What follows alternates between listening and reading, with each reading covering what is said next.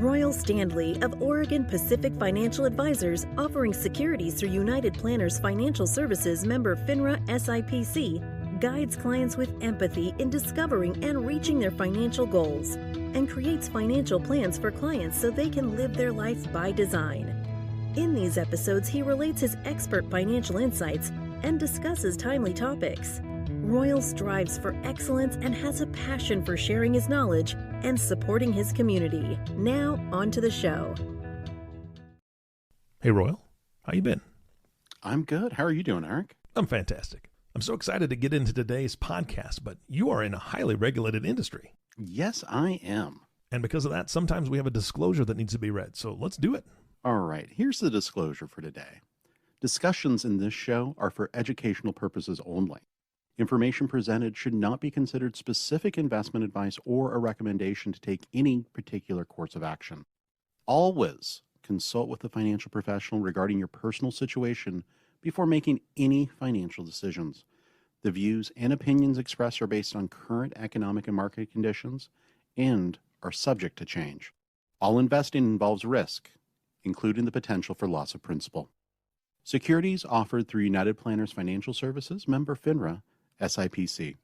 Advisory service offered through Oregon Pacific Financial Advisors, Inc. Oregon Pacific Financial Advisors and United Planners are independent companies, and neither Oregon Pacific Financial Advisors nor United Planners offers tax or legal advice. Okay, now that we've taken our medicine, can we get on with the show? Let's go. Hello, and welcome to Life by Design with Royal Standley of Oregon Pacific Financial Advisors. Royal, how are you? I'm doing great. Eric, how are you? Fantastic. I'm excited to be back with you. I know we've got a lot to cover today, so we're going to dive right in. What are we talking about? Yeah, so in preparation for getting ready for this podcast, I asked my 8-year-old daughter what I should talk about. Her suggestions were adorable because her first thought was kittens and then dogs. Okay. And then rainbows. And I was like, okay, so we could talk about estate planning for pets.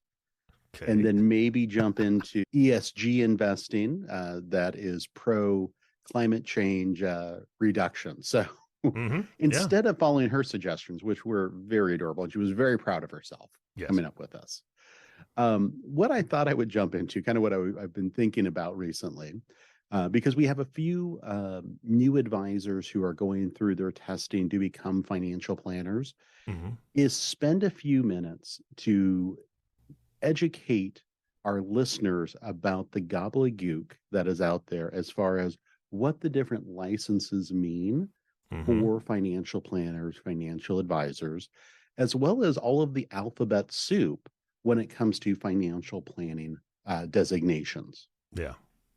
It's a fascinating world out there. There's so many different ways you can work with clients and choose to work with clients. But for clients on the outside, it's sometimes difficult to navigate, okay, how is this person set up? Can they offer me everything that's available? And how best do we work with them to get the results that they want for their lives? Yeah. And I'm not, I hope you don't take this the wrong way, Royal, or the listener doesn't, but when an advisor, a financial planner, financial person, I'll say it that way, starts out, right? They usually get their basic licenses and then they hit the ground running, trying to get as many clients as they possibly can. And it's just not a good thing a lot of times when you have a very young advisor who doesn't take the time to get the correct designations, to get the correct licenses, to be able to service a client in all the aspects they need to be serviced. Does that make sense? Am I saying that correctly? You are absolutely correct there. And we see this all the time, just looking at the attrition rate of new advisors. And there's a couple different statistics out there basically saying that those advisors who get started with that first license, the attrition rate is somewhere, above 80% for most advisors, that they're out of the business within 2 to 5 years. Yeah. Because it is so hard of a business to get started in and to build a book of clientele to work with who will pay you, for your advice, for your expertise. It's very hard in a lot of cases to gain that expertise because you just don't have enough people to talk to. So that is a giant challenge in the industry because there aren't really good training programs out there that will really, I think, help people along to get to the point where they can actually feel competent giving good advice to clients. Yeah, and I'm going to say this, and it sounds probably a little bit self-serving, audience, to be quite honest. But I've been working with financial advisors for 10 plus years as a coach and as a consultant, and I've seen the gamut. And what I see, Royal, is folks that are working with large companies that are just kind of recruited with a herd mentality. They're really looking for salespeople, and they're trying to get people in the door that are going to sell, and gain clients by selling them anything they possibly can, quite honestly, services or products. But when you look at an office like yours, and this is where it gets a little self-serving, but when you look at an office like yours, when you bring somebody on, there's a built-in mentor right there, right? And it's something where you're teaching, you're training, you're showing them how to do it correctly, even if it takes them a little while to gather the different licenses, to gather the designations, because they are time consuming. There's a ton of studying involved. There's tons of things that need to be done to gain these things. But an office like yours, a small office, when you have a junior advisor or an associate advisor that comes in, that's where I believe somebody learns the business the correct way. And I would love to see those numbers, the attrition rate you were talking about, somebody in an office like yours compared to somebody who's in a large company that is just recruited like cattle. Yep. I bet there's a huge difference. And there's a lot of different models out there for bringing on advisors and kind of growing those ranks. Yeah. Some of the most fascinating models out there, and I don't know why in the world anyone would go down this route knowingly, is some of the ones where you're a financial planner, but you're also a recruiter. And you're just trying to recruit your friends to get their life insurance license, to get a basic license and kind of join you in the business. And I don't think that really helps anyone. I think having that high of a washout rate isn't good, because for the people that do start working with those people, oftentimes they're not getting good advice. Oftentimes their best interests are not being served by somebody who is brand new in the industry and is just hungry to make a commission or bring on a client. And you just want to be really careful there that you're definitely working with somebody who has proper licenses, but also has the support of the organization behind them and the philosophy that they are going to put your best interests above their own. You just defined my first life insurance experience. A buddy of mine got into the business. We won't name the company. It's a bad company. I will say that is a very poor company. But I didn't know that at the time. He got into the business. We bought life insurance through him. A year later, he was done. Actually, like 6 months later, he was done with that company. It was a 10-year term. And I didn't hear from anybody from that company until 6 months before my 10-year term expired, because they wanted to sell me more insurance. I got nothing from them, right? So you just described exactly what I've been through. And that's where I'm like, this is ridiculous, these companies that do that. So let's talk about something better than that, Royal. Let's talk about those licenses that you're explaining at the beginning. Yeah, absolutely. So we'll kind of talk through these. It's going to be a lot of numbers, so we'll try to simplify this as best as possible. Okay. So the one that people talk about probably the most, and is one of the most difficult tests out there to pass, it's definitely a major barrier of entry if you're not a good test taker, is the Series 7. The Series 7 is administered by FINRA, which is the regulatory agency for the financial business, basically. That Series 7 allows someone to sell commissionable products. So it allows them to sell stocks, bonds, UITs, mutual funds, private placements, alternatives. It really gives them a large gamut that they can work with and do. I have my Series 7. I've had it for close to 20 years now. It really is an entry point and an education on all the different types of products that are out there. It doesn't necessarily teach you what product is best for a client. That's what experience and mentorship and education are for. But it gives you the basics of the regulations of how they function. The Series 6, however, is really a stripped down version of the Series 7. And you'll see a lot of people who are really focused just on kind of products versus stocks and bonds have their Series 6. This allows someone to just sell really mutual funds almost exclusively. under that Series 6. Okay. Doesn't allow them to do the alternatives, doesn't allow them to do individual stocks and bonds. Then we get into our advisory licenses, where these are the licenses that allow you to give advice. So oftentimes the Series 6 and 7 are paired with the 63 just to provide a little bit more regulation around those. And then if you want to give investment advice and charge a fee, that's where you're going to need either a 65, which when it's paired with a 63, it allows you to charge a fee to clients to provide financial planning advice or to manage assets in a fee-based environment. So what in the world does fee-based mean? Fee-based means that instead of collecting a commission that is being paid from an insurance company, a mutual fund company, or a brokerage, you're instead charging the client a fee directly to implement advice or investments. Yeah.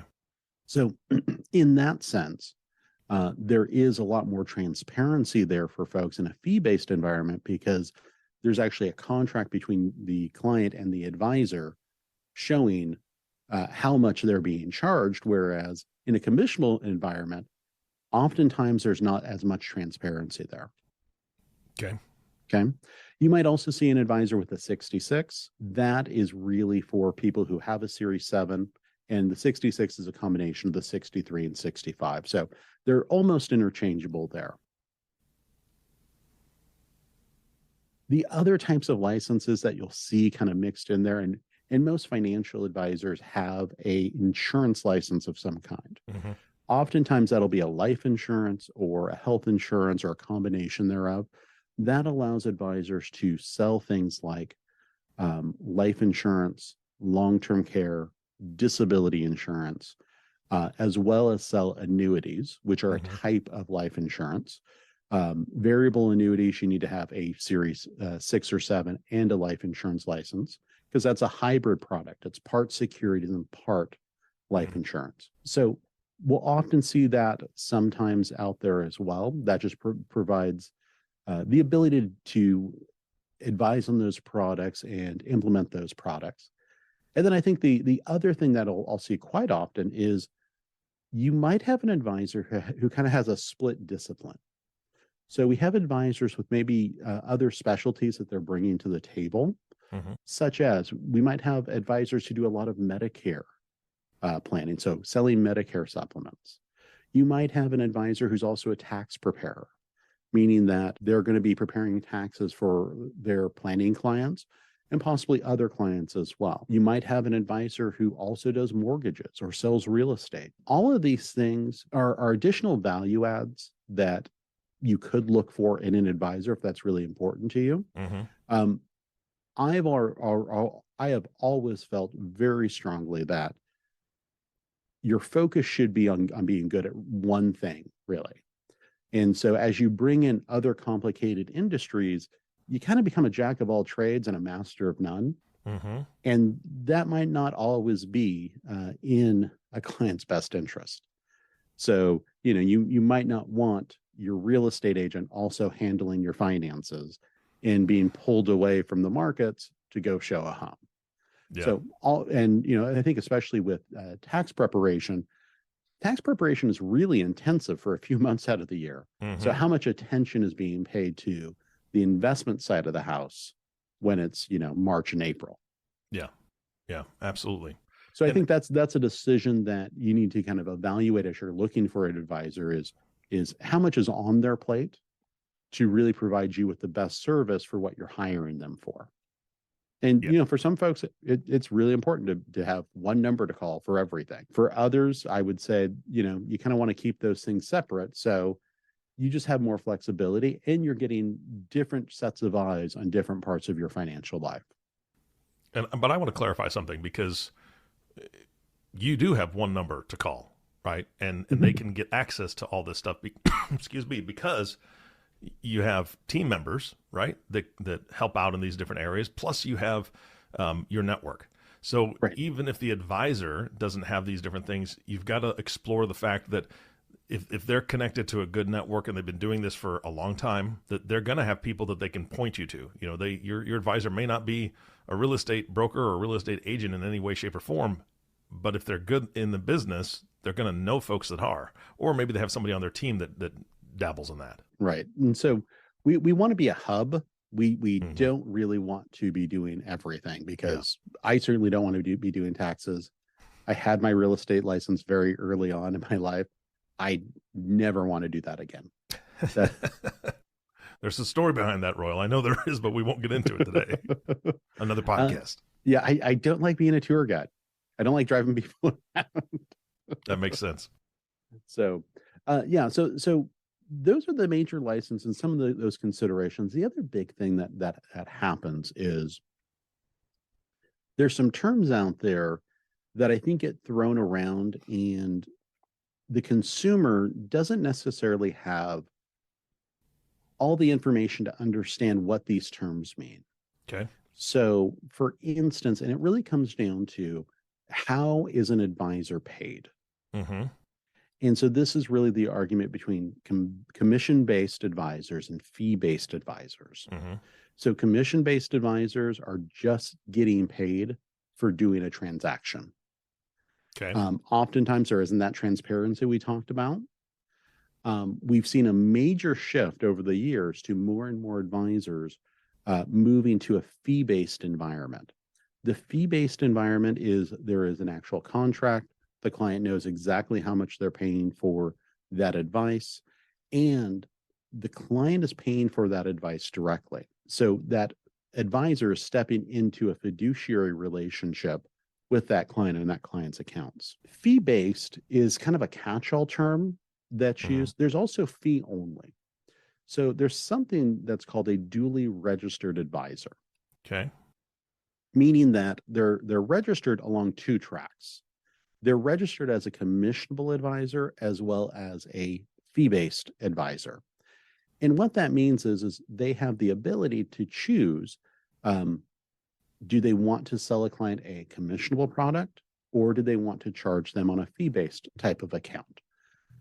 We are duly registered advisors, and this creates a conflict of interests.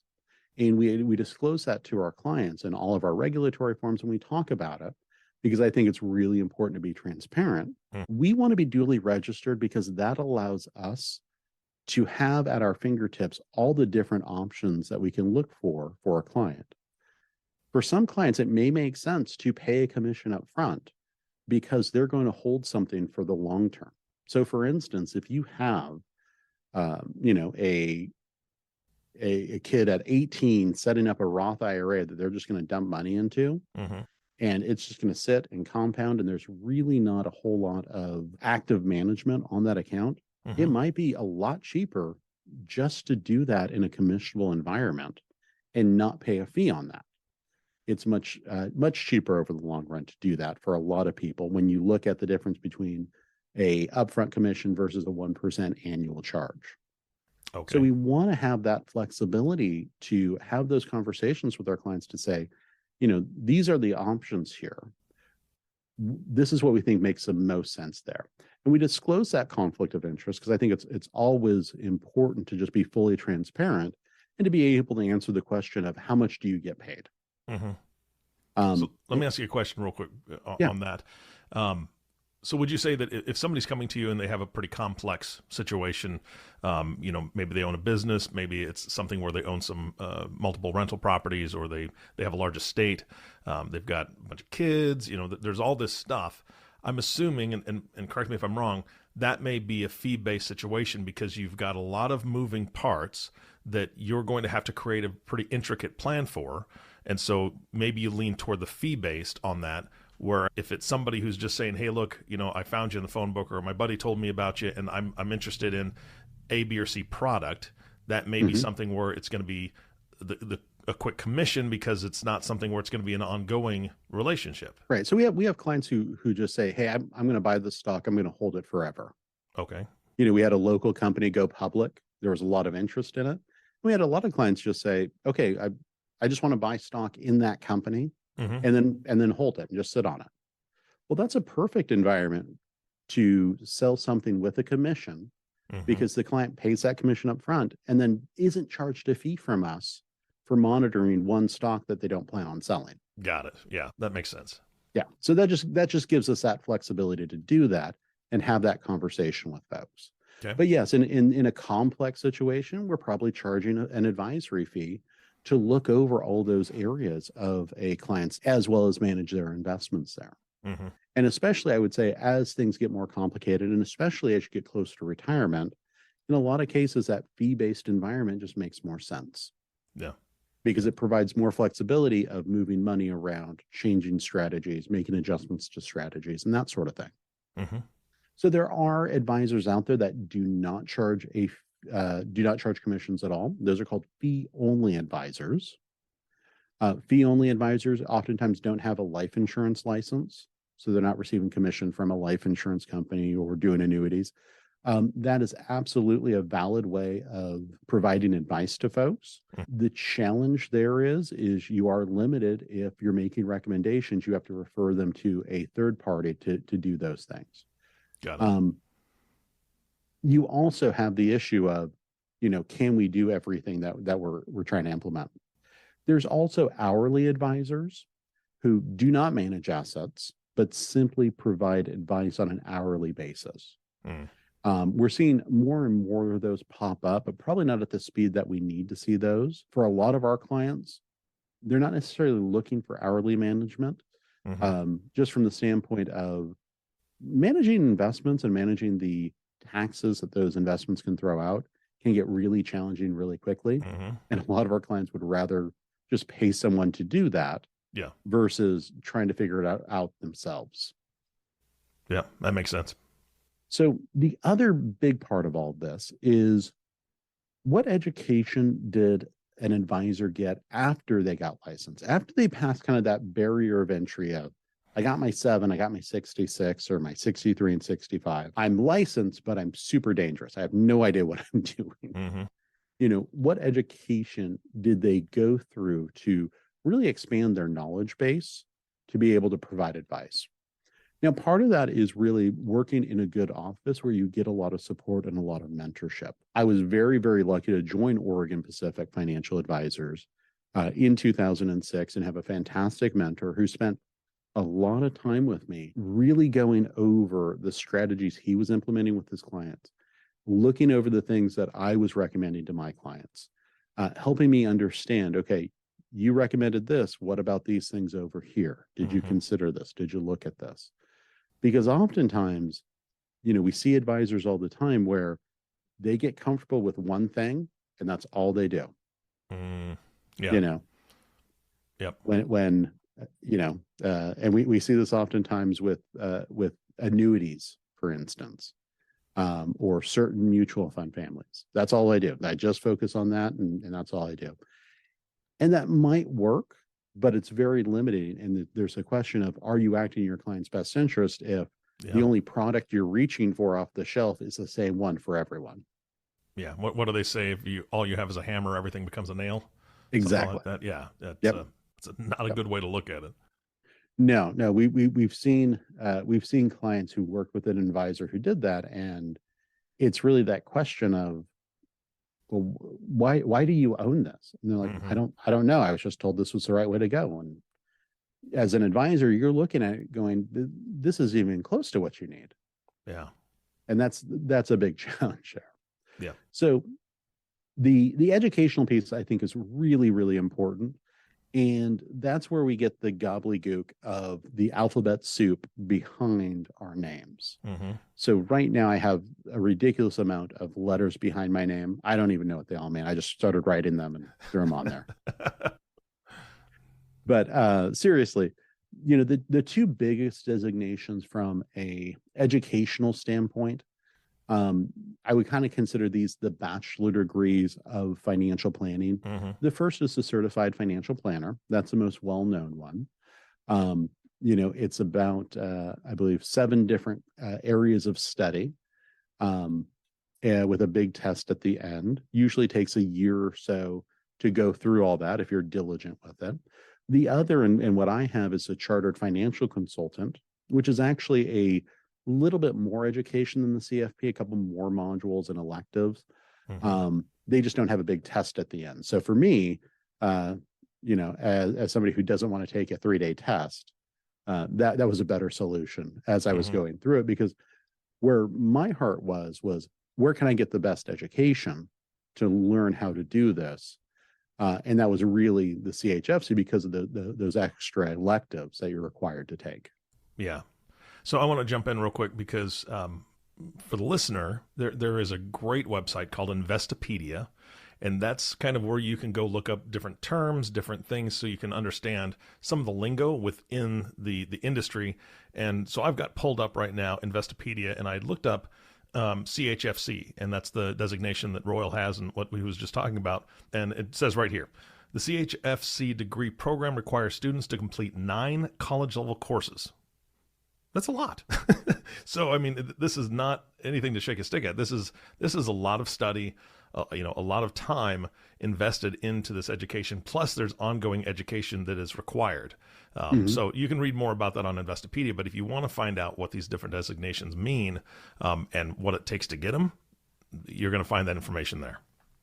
Yeah, and I think that's an easy way of for the consumer to find someone with that education. Is look for someone with some of those designations, ask them about it, and also ask them, what are you doing to stay current on new rules and regulations? Yeah. Are you attending different seminars on different topics? Are there other advanced degrees that you have that give you a specialty in a certain area? My other designations, accredited investment fiduciary, and then certified retirement plan specialist, which really gives us a great base in the ERISA retirement plan space of how to provide advice to 401ks and 403b plans. So all of those things, I think, are things that the consumer wants to be looking at and evaluating when they're choosing their financial planner that they want to work with. Now, we kind of talked about the education. How do advisors get paid, and what products can they offer to their clients? So how big of a toolbox do you have? But honestly, I think the biggest thing when you're looking for a financial planner is trust. How comfortable do you feel with this person? You want to balance that with the education piece and the competency piece. But really, I think, the things you should be evaluating in hiring a financial planner is what does that personality fit feel like? Is this somebody that you want to be talking to on a regular basis about what your plans are? What do you want to do with your life? What are your fears?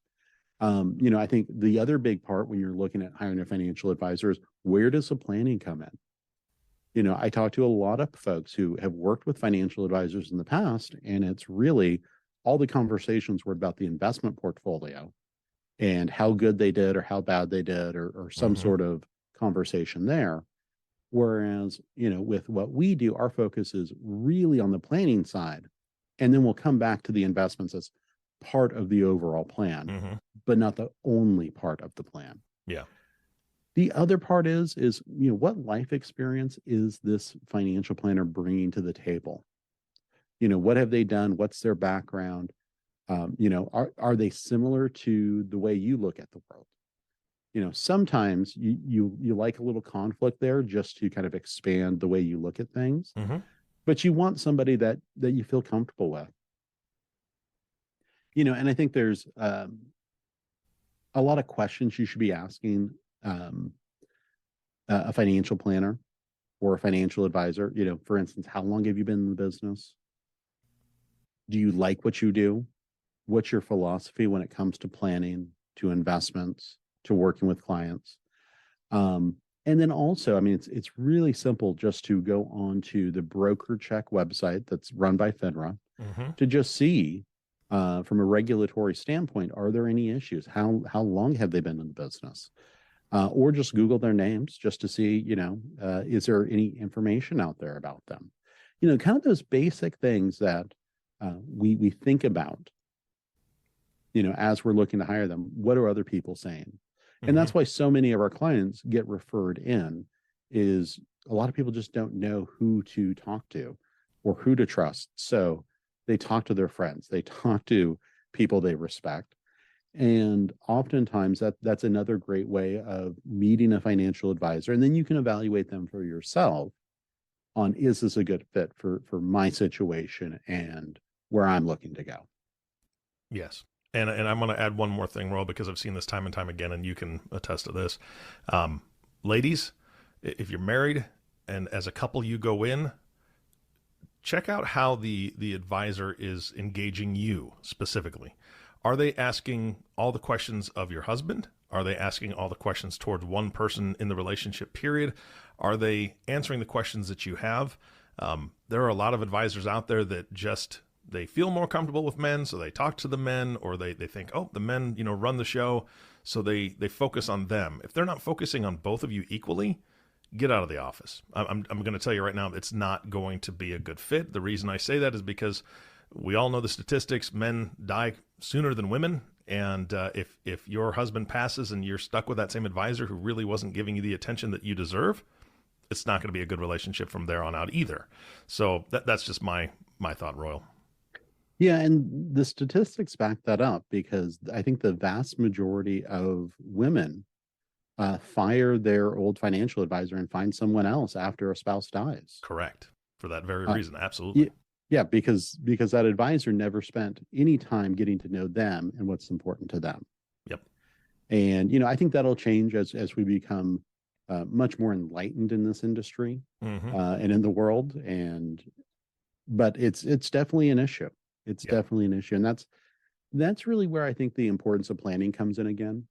Because if you're approaching things from planning, you're talking to both spouses about what's important to them. Absolutely. And the fascinating thing there is, I would say, it is pretty evenly split. My clients who, are the ones that are worried about the investments or understand the investments, between men and women. There's plenty of men out there who just have no concept of what's going on. They rely on their spouse to kind of make those decisions and keep them on the straight and narrow. Yeah, absolutely. So, all right, great stuff today. Any closing thoughts for today's podcast besides your contact info? Because I want that. Yeah. I would say it's a big decision to hire a financial planner. It's okay to talk to a few and kind of feel around and see where your comfort level is. And, if things aren't working out the way you thought it would, have that conversation. Or find somebody who's a better fit there for you.